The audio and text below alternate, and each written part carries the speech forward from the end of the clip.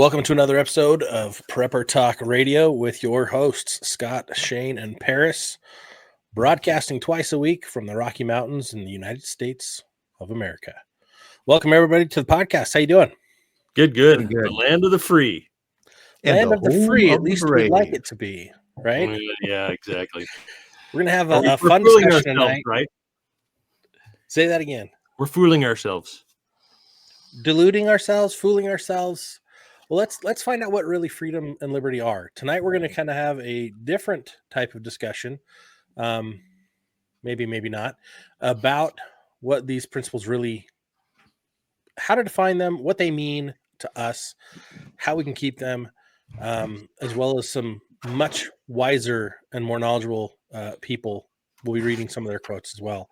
As a reminder, check out our good friends if you want to support the show over at survivalfrog.com. They have the best, most long-lasting meats. It's not freeze-dried. It's not dehydrated. It's cooked. It's two ingredients. It's the meat and a little bit of salt. It's cooked inside the can. It's fantastic. I've tasted all the different flavors. Use the promo code PrepperTalk10. That's PrepperTalk, all spelled out, and then the number 10, numeric, not alphabet. So check them out. Also, get all the downloads free at preppertalkradio.com. We've got a lot of resources for you and a community linked from there as well. We'd love to see you on the inside. Guys, you're free to do whatever you want, but let's dive right into this, the subject matter at hand. What is liberty and what is freedom, or what are liberty and freedom, and how are they different from each other? They are, I think, topics that have been highly talked about for century, maybe millennia, probably, right? What is an actual definition of liberty and freedom? And, I don't know that I could choose one. I've, in my studying, I found a lot of great technical definitions of liberty and freedom. And I don't know if I 100% agree with every single one of them. That's a good point. Like, I've been doing a lot of research myself, and liberty to me is the ability to choose in a more harmonious way for myself and those around me. It's got constraints on it, whereas freedom, the only constraints are honestly the consequences of what I choose, whether they're good or whether they're bad. It's like I can go out and I can poop in the middle of the road. That's a horrible analogy, but I can go out and poop in the middle of the road. That's freedom. Liberty is to use a public restroom, my own restroom, ask a friend, a neighbor, a fellow person, right? It's being considerate of others in their liberty and their pursuit of freedom while also maintaining good relationships and doing what I need to do or want to do. Well, it's interesting. Most graphic analogy I could come up with. It's pretty graphic. That goes right in line with, the Oxford Dictionary describes liberty as the state of being free within society from oppressive restrictions imposed by authority on one's way of life, behavior, or political views. And it goes along with what you just said, Scott, because we have the freedom to do whatever we want. But the minute that we infringe on the rights of others or on their freedoms, now we have to deal with consequences or potential consequences. Like if I'm free to go rob a bank, I'm free to, do whatever I want to my neighbor. But once I do those things, now there's a consequence that may limit my liberties going forward. Yeah, if you rob a bank and you get caught, your liberties are now restricted to what you can do inside of a jail cell. Your freedoms are also limited in that regard. I mean, you're free to only do what you can do inside of a jail cell. So the other things there too is like we have, there's a moral agency that comes along with freedom. If you have a moral compass, then you're going to have a regular dose of liberty, of good liberty, the liberty we want, because you're going to use your freedom for moral and religious and good purposes. And that's when you do that, you're building society, you're building liberties. But when you take those, when you don't have a moral compass, you're a little bit of a psychopath, if you will, then you're going to limit not only your liberties, but perhaps the liberties of others. and what they can do in their life, in your life. So that's to me, that's one of the differences between liberty and freedom. Freedom is more overarching, like it's whatever. It's like anarchists are free, right? Mhm. Liberty is now we're in a community, we're working together, we have to deal with other people. Like, how do we work together, both of us being free, and move forward in a way that's productive? And that is where I think liberty kind of steps in and becomes the better word. Yeah, and of course the thought is about being free is I'm free of restrictions, right? And that's a pretty large word. It applies to a lot of different things. Like you say, there's a moral responsibility for each one of us, right? We have ethical, call them restrictions, and that word restriction doesn't necessarily go along with freedom or liberty, right? I think it does with liberty, but like you say, not necessarily with freedom. Mhm. Because I can do whatever I want whenever I want. That's freedom. Yes, but you don't have freedom from the consequences. That's right. Yeah, and like, That's right. so freedom doesn't have external constraints. Like, there's no authority figure that can come in and say, "Hey, no, you've got to walk with a skip in your step. That's how you have to act." Right? There. It also goes to like there wouldn't be a policing, there wouldn't be any higher authority, so to speak, to enforce fairness, equity, and helping people to live unharmed by other people's choices. Mm-hmm. Right? That's kind of the difference there. And what I find is there's so much garbage in the world as far as what is liberty, what are my liberties, what are my freedoms, what are my rights. I feel like that's one of the things that we hear so much right now. There's so much polarization in the United States right now. We're just weeks into the new presidency. We're watching Doge go absolutely bonkers through all these different departments. And I see people screaming, "You're taking away my money," or "You're taking away my rights." And other people screaming, "It's not your money, it's our money. And why are we paying for those people in other countries to do this or that and the other? Who needs a play on $7 million of my tax income," right? For something that matters not to the rest of the world. So we've got a really polarized view of things because we have a lack of knowledge and understanding, and a lack, I think, of a moral compass in our society. We've degraded to a point where, honestly, I don't know that freedom and liberty are going to last much longer unless we start standing for liberty. Yeah, here's a quote I want to throw in really Yeah. quick. It fits perfectly. It's by George Bernard Shaw. He said, "Liberty means responsibility. That is why most men dread it." So exactly like you're saying, people don't want to take responsibility for themselves. I was talking with my daughter earlier today, and she's, we all have our money issues, right? I mean, that's another quote I've got here too, right? By FDR, which I think it's a bad quote, but if we don't have financial freedom, I mean, that's a big obstruction. And, and it's about adulting, about responsibility. And that's just one of the many things that the youth, call them youth of the day, do not want responsibility over.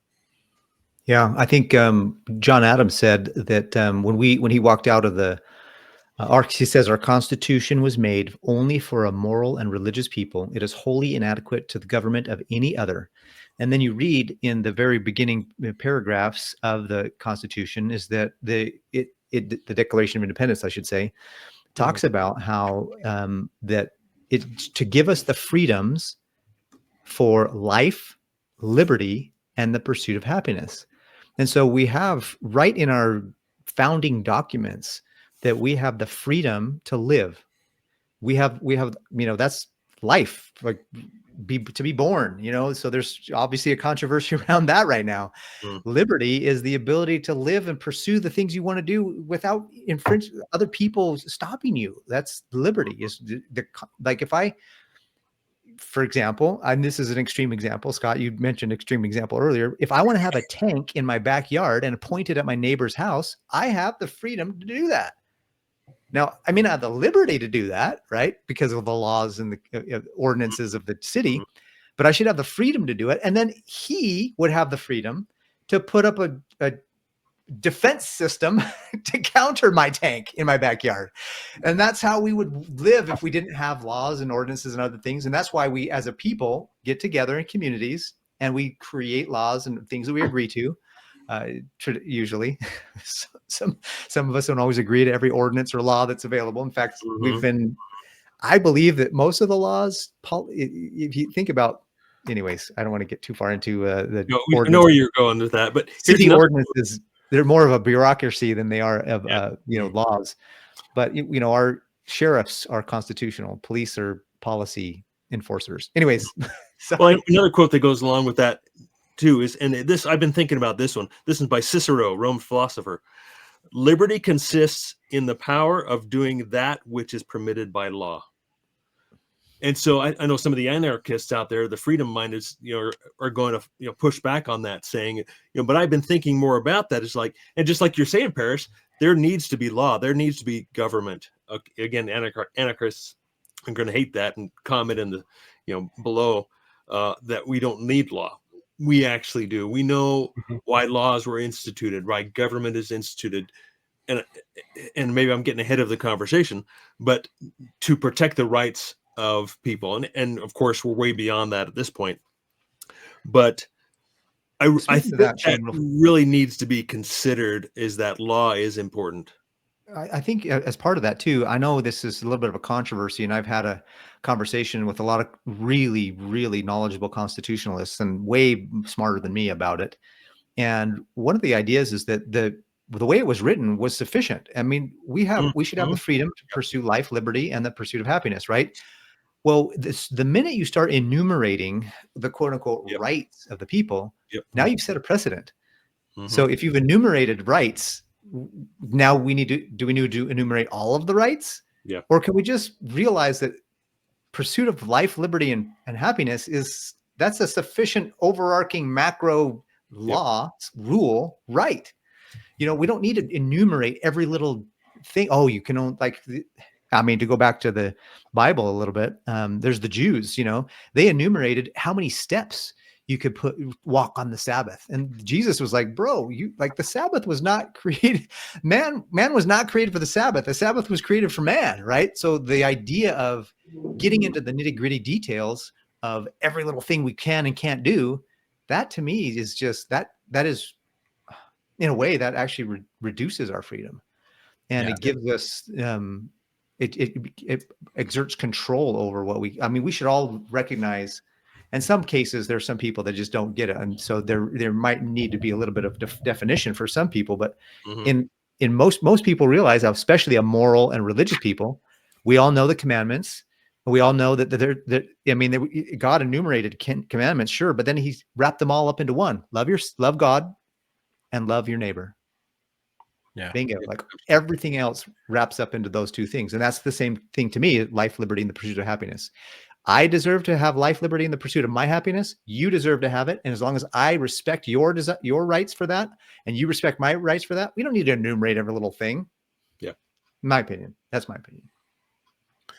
It's interesting because the motivating point for me wanting to discuss this was to go back to what are our liberties, what should we do, what shouldn't we do, how do we help each other, from a biblical standpoint, from a philosophical standpoint, but also if we look at kind of the origin, what inspired the Constitution, what inspired the seeking of our own liberties for our founding fathers, it goes all the way back to the Magna Carta, right? That's pointed to pretty much all over the world. And then the Declaration of Independence, the Constitution, the Bill of Rights, those are even more relevantly pointed to all over the world as a standard to shoot for. And what's funny is our world is pushing as hard as it can, as fast as it can, to destroy that and be democratic in all they do, as opposed to leaving it as a republic, leaving it as allowing us to pursue our rights and keeping things fair in the confines or the context of repercussions. Meaning, the Magna Carta came because the barons were pissed that the king could do whatever he wanted. He could break the law and was not accountable to it. Mm-hmm. Well, and who set the law? It was the king. It was jacked up. He's like, here's the law. It's good for the goose, not for the gander, right? You guys have to live it. We don't. I can do whatever I want, right? The Mhm. Magna Carta came along, and they're like, no, dude, we're going to fisticuffs over this. We got to fix this, or you're going to be gone. Like, we're going to get rid of you. So he's like, well, okay, maybe we can be the same. So then it outlines like what you can and can't do, like how you got to treat your servants. What's interesting is, as I read the Magna Carta again, it's been years, it's interesting how there are certain rights and privileges to different groups, and that you cannot charge. This is one of the things that I thought was fascinating. You cannot charge interest on a debt owed. If a father dies, the child is then responsible for it, but you cannot charge an interest on it until they're of age to be able to repay the loan, that debt. And I'm like, that's interesting. Like, that still sucks. Like, that child never signed up for that, but it's a repercussion, right? I would like to see that changed, because that's pretty much still in place now, right? Wills and trusts and all those things try to protect us, but there are so many of those things that are still inspired in society today, and the repercussions have a far-reaching effect, not just on us, but on the next few generations. And so we've got to take that into consideration as we apply liberty. We've got to apply it in a way that it allows people to have a safety net from attack, safety net from harm, but not to strip them of their right to defend themselves, their right to speak. Like, I look at all of this and I say, okay, over the last really 8 to 10 years, what have we seen? Have we seen the First Amendment upheld, where we can say whatever we want? No, we've been censored. Has our Second Amendment rights been upheld? No. They got rid of bump stocks. They've taken and stripped so many of our rights away within that regard. All the way down the list, like, there's so many of the amendments that they only apply within specific conditions for the public now. Our right to go hunting, when we first started this country, it was a right. Now it's resold back to us as a privilege. We have the Right? right to travel, and The now right it's to resold travel. back to us as a license to drive. You know what I mean? And the taxation on your vehicle. You can buy a vehicle, but then you got to be taxed on it every year. Well, You've got to Speaking renew of taxes, it was super funny. I was listening to a congressional hearing of some kind, and the lady even said that this was the wildest thing. I wish I could find it and play it for everybody, because the lady said that our tax system is a voluntary tax system, and we need the IRS in order to enforce it. I remember that. Like, so if you need an enforcement, if you have an enforcement arm, it's not voluntary, bro. Like, she was right at the beginning of that sentence, and then she really stepped in and kind of said the silent part out loud. You know, what they really don't want us to know is that the IRS is the enforcement arm, so it's forcing us to voluntarily pay. Like, yeah. Again, another great quote I came across, Murray Rothbard, the economist. His definition of liberty is the absence of aggression or invasion against any man's property or person. And so, absolutely, we have no liberty in that particular matter in this country, or really probably anywhere in the world. And like you said, we have to get licenses for hunting, fishing, marriage, driving. You got to register your vehicles. I mean, there's no freedom. I mean, what happens? So what happens if you're caught driving without a license, without registration? You lose your vehicle. You lose your privilege, air quotes, to drive, and you get fined and all kinds of things like that. So that is violence that would be committed against me for me exercising my, and let's say it, a God-given rights, because really ultimately that's what this comes down to, and where I hope to kind of end this conversation in what that really means. Whose law, what is that freedom and liberty really mean? I think you brought up the Magna Carta earlier, Scott, and when I looked up real quick, I did a quick Google search on the Magna Carta, and one of the quotes that came up was super relevant to what you just said, Shane. It says, "No free man shall be taken, imprisoned, disseized, outlawed, banished, or in any way destroyed." And I was like, what does disseized mean? Disseized. It means they can't have their property taken away, which is one of the amendments we have today. The rights, I think it's the Third Amendment, right? The search and seizure. And that goes to what you just said, Shane, about, do you take away my car? You just seized my car. You know, we shouldn't have that. Another funny thing, I just get a crack up. There's this whole argument about whether I should, you know, in the financial world, there's an argument about whether we should pay off our mortgage or invest. Should we pay off our house?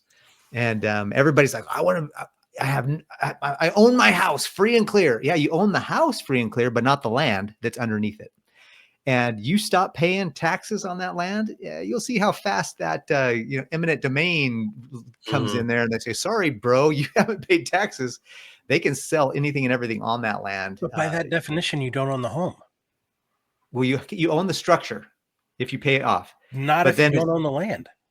But the land is, so they are separate. Move it, right? Unless you can move it. Right? Technically, they're separate things, but you're right. Like, it's built into the land, so it's very hard to remove it. Like, you could take the house and move it somewhere else, and it's still your house. Like, they can't take that from you, but who's going to do that? Like, realistically, it's the barrier of entry, or the ability to free yourself from that, is so high that it's ridiculous to even think about doing it. So, like, yeah, you might have no mortgage, but I promise you don't own your property free and clear. Well, that's why, you know, a lot of people nowadays are building tiny homes and living in RVs and the van life and so forth too, because you're not paying real property taxes on. There are some pretty fancy high level strategies that can land trusts, etc. I'm not going to get too far into it because I'm not completely versed on it myself, but I know that a few of you listening have done this, and you actually do maybe own your land free from those types of things because of the way that you've structured some things. So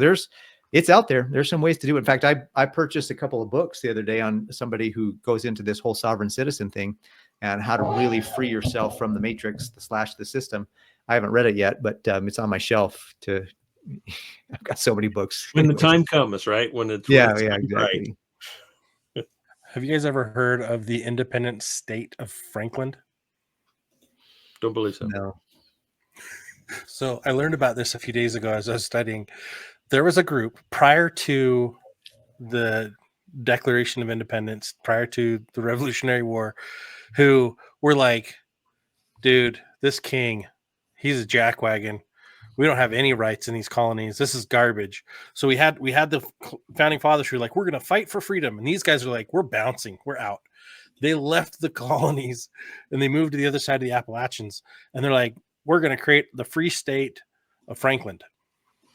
And they had their own communal justice system, their own communal governance. It was everyone's responsibility to be part, like all the men had to be part of the government. They had to be part, and I might be getting some of these wrong. They had to be part of the militia. And the challenge that they had is by doing that, they were no longer technically subject to the crown. They also didn't have any of the protection of the crown, an air quote on those. Yeah. And so because they just took land that didn't belong to them, then they had all the problems with the Native Americans who lived there who were like, dude, whoa, what are you doing? You're on our territories. And so tribal wars, other issues. And then when the Revolutionary War began, that was one of the first areas that they're like, yeah, we're coming in hot and we're going to take you guys out too.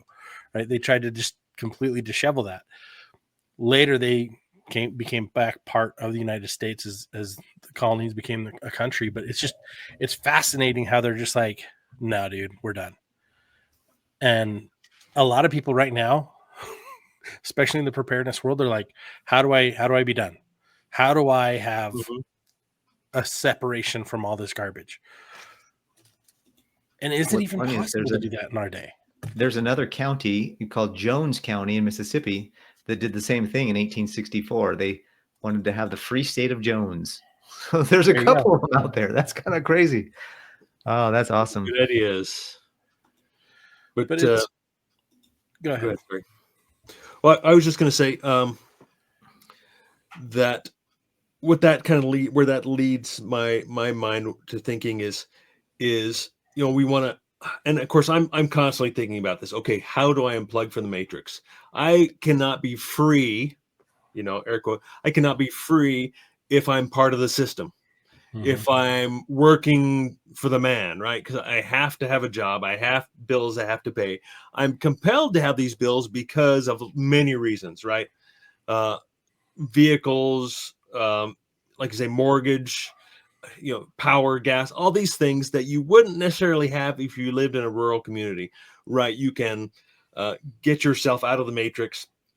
And I think a lot of people, and this is something that I've been working on in my head because I desperately want to, air quotes, retire, right? Unplug and get out of the system and not take part of this system, not contribute to it, not put my energy into it, right? Not fund it with my spending and so forth.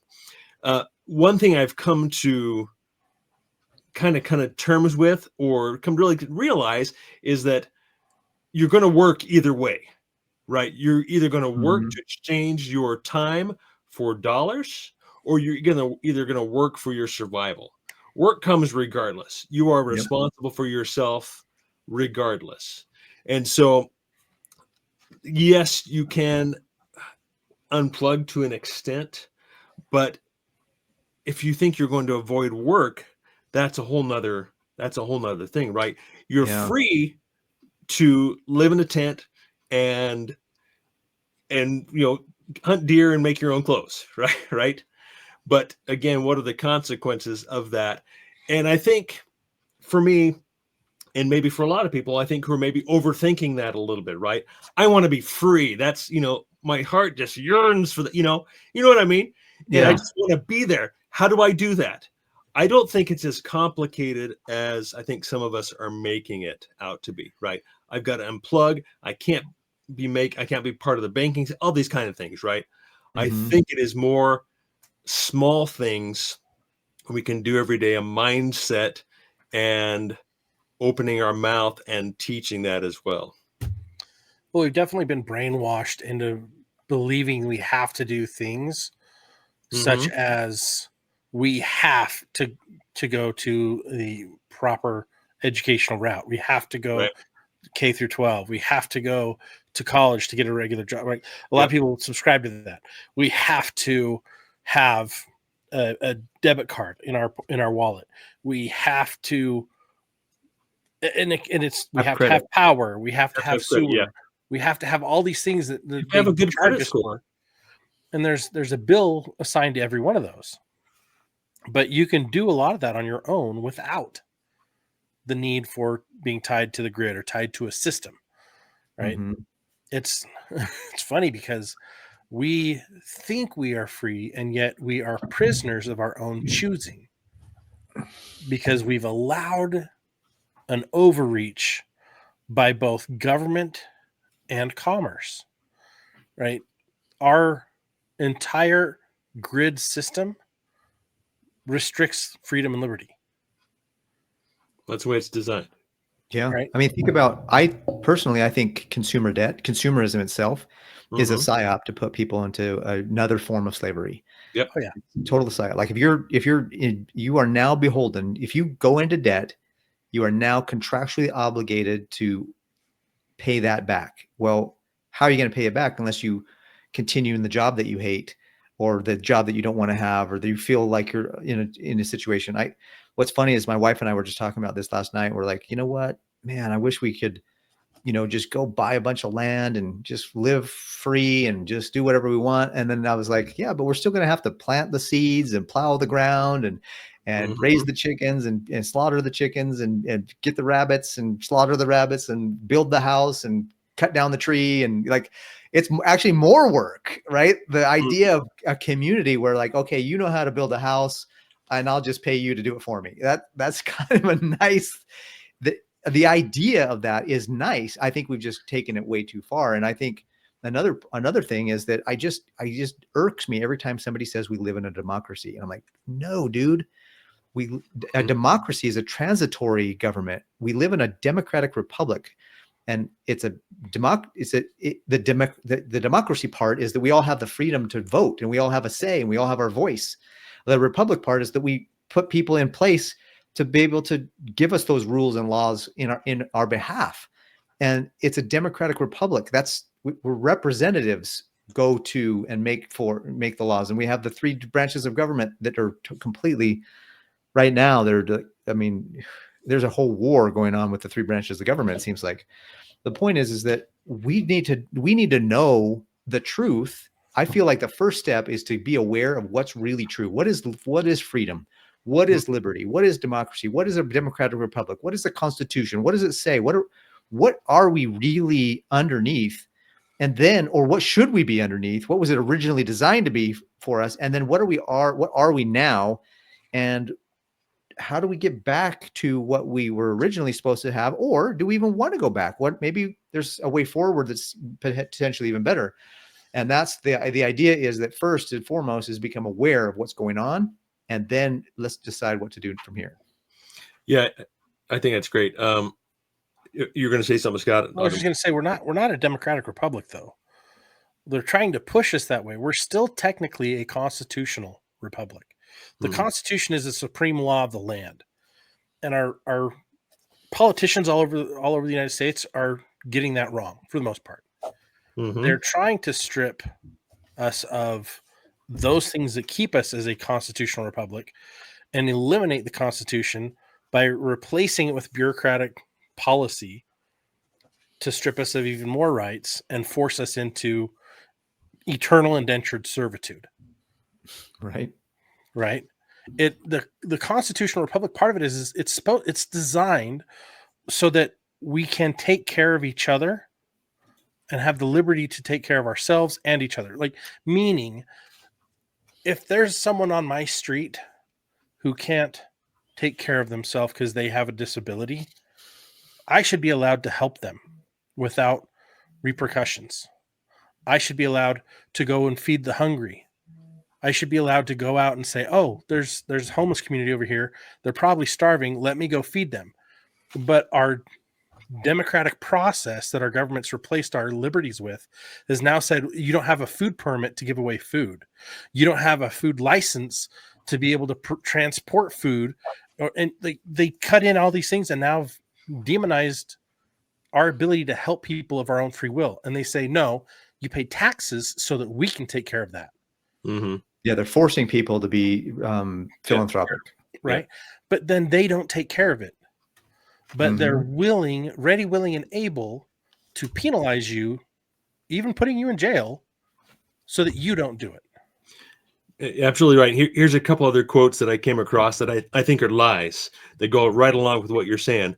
These are from FDR, and I think these went into the system, became part of this air quote system, the government. So he said, true individual freedom cannot exist without economic security and independence.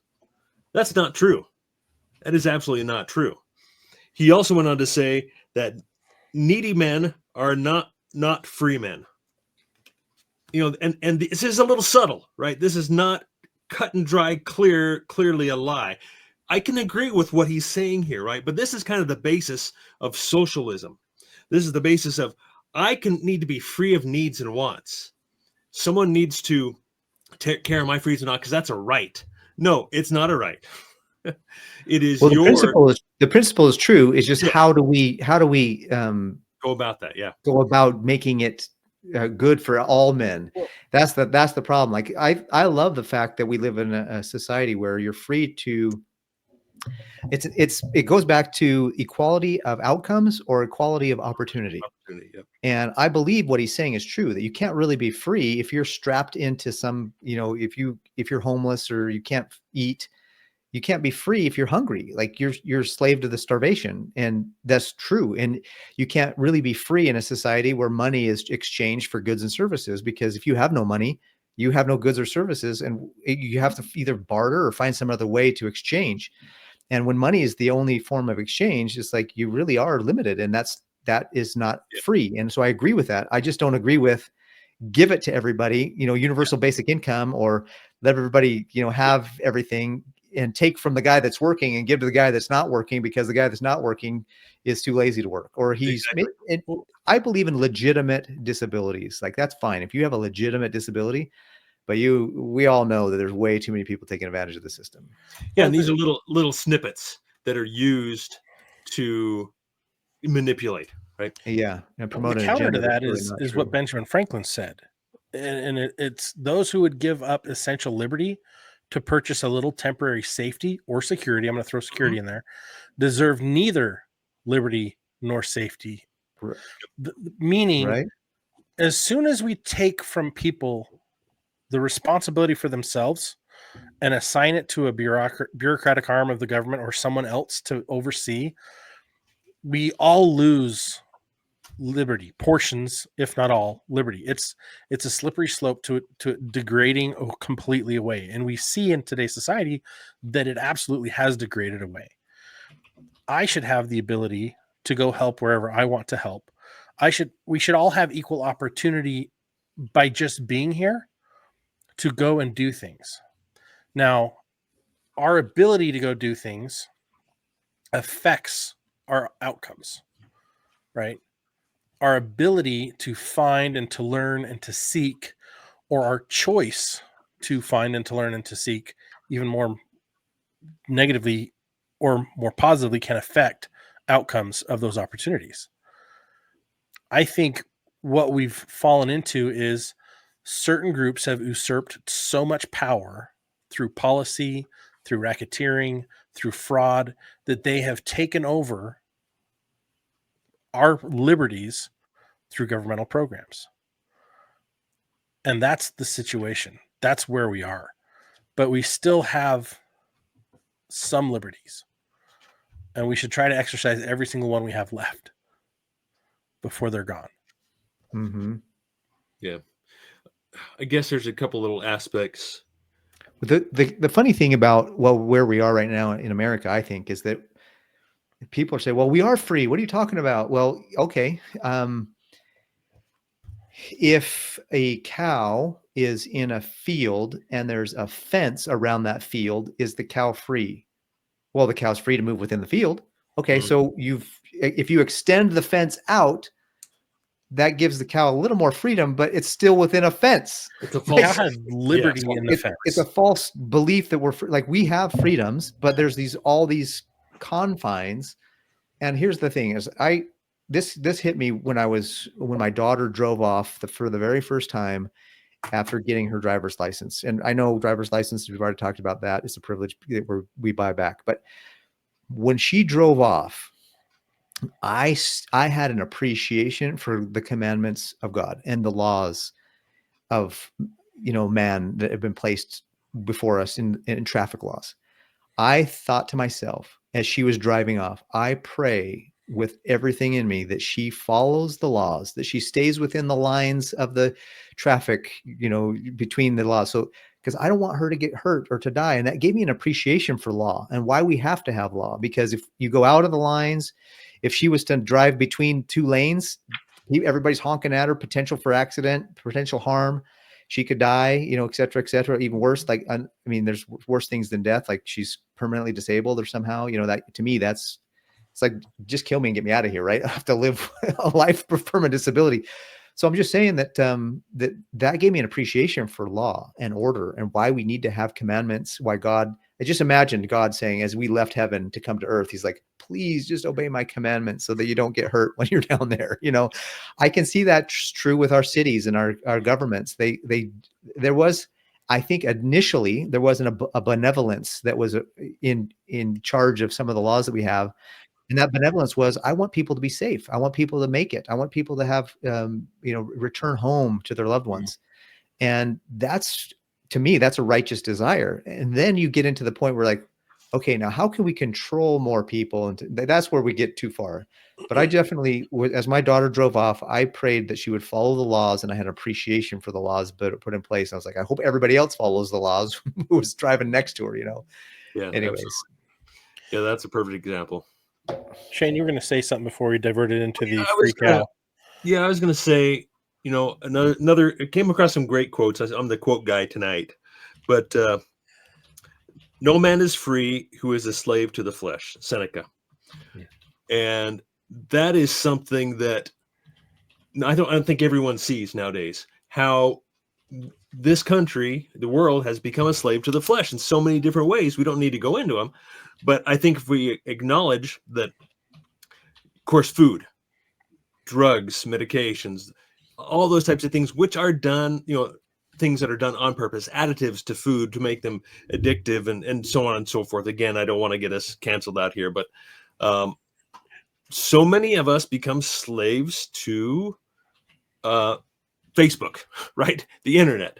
And that is, considered part of not being free, being a slave, and losing liberty of, it's all about choice. It comes down to choice. And when we don't know what the truth is, when we don't know how things affect us, when they're hidden from us, then we are not able to make good choices. And I think that's where a lot of people blame government. I mean, rightly so, right?